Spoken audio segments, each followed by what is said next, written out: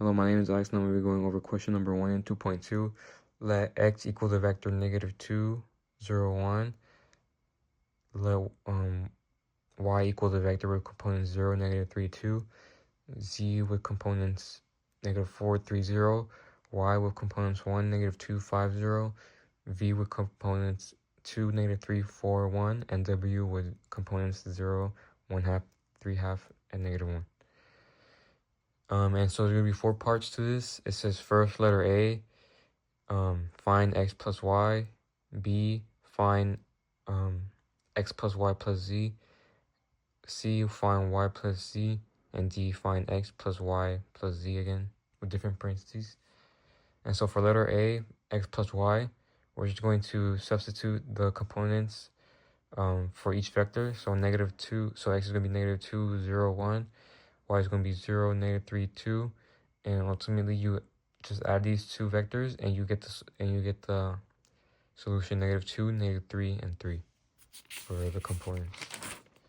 And then for B, find x plus y plus z. Since x plus y are in parentheses, you plug those in first, or you add those first, I mean. So -2 plus 0, 0 plus -3, 1 plus 2, and then you add z after.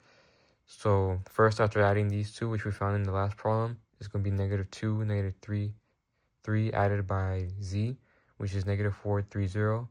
And so you add these and then you get -6, 0, and 3.